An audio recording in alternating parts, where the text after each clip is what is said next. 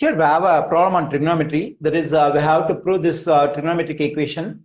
Okay, so here in the given equation, when I look at the stuff on the left side, here we have cosine 2x. That is, x is multiplied by 2. That is, x is doubled. And the same thing over here in denominator. Since x is doubled, we can use the double angle formula of cosine. So that is, cosine 2x is equal to cosine square x negative sine square x. So this is called double angle formula of cosine. So usually we use this formula when some quantity is multiplied by 2 over here on the left side. And also we can get two more variants of this formula. That is, so using Pythagorean identity, we can write this cosine square x as 1 negative sine square x. Already we know that cosine square x equals to 1 negative sine square x. So if I replace this cosine square x by 1 negative sine square x, so then the same formula will become cosine 2x is equal to 1 negative 2 times sine square x. Because when I write 1 negative sine square x over here, that's the negative sine square x, and negative sine square x will become negative 2 sine square x.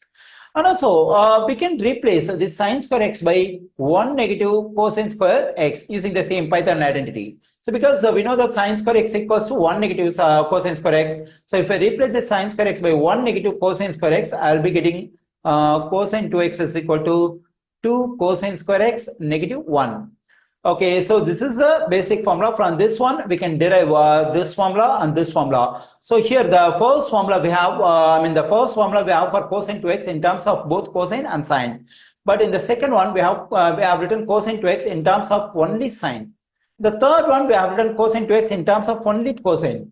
Okay, so here let's consider the stuff we have on the left side of the given trigonometric equation. That is square root of 1 negative cosine 2x over 1 positive cosine 2x in denominator.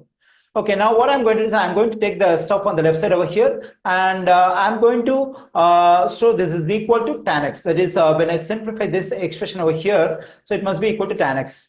Okay, so for that I have to replace this cosine 2x by one of the stuff we have on the left side over here, because all these three stuff are equal to cosine 2x. So we have to replace this cosine 2x by one of these three stuff over here. Which one has to be plugged in for cosine 2x over here? So here we have on the right side tan x. So if I want to get this stuff equals to tan x, so I should be trying to get sine square x numerator, cosine square x in denominator. So that when I take square root, I'll be getting sine x over cosine x, and sine x over cosine x equals to tan x. So if I want to get I have to get this expression in terms of sine. So this cosine 2x has to be replaced by this 1 negative 2 sine square x, because my aim is to write the expression in numerator in terms of sine x. So that's why I'm saying that we have to use this stuff for cosine 2x. So then I'm getting for this cosine 2x, what we can do is we can write 1 negative 2 times sine square x. And in denominator, we have 1 positive. So in denominator, our aim is to get, we have to write the denominator in terms of cosine x. So for that, we have to replace this cosine 2x by this stuff. That is 2 cosine square x negative 1. Okay, now let's simplify this one. 1. We can distribute the negative sign to this 1 and negative 2 sine square x. When I do so, I'll be getting negative 1 positive 2 times sine square x. And here 1. So here positive sign. So even if I distribute positive sign, I'll be getting the same stuff. That is 2 cosine square x negative 1. So this positive and negative 1 will cancel out. Here the positive and negative 1 will cancel out. So I'm getting square root of 2 times sine square x over 2 times cosine square x. So this 2 will cancel out. So we have square root of sine square x over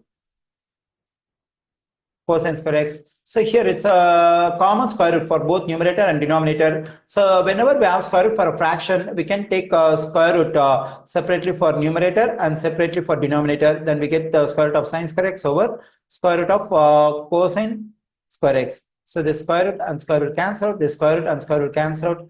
I'm getting sine x over cosine x.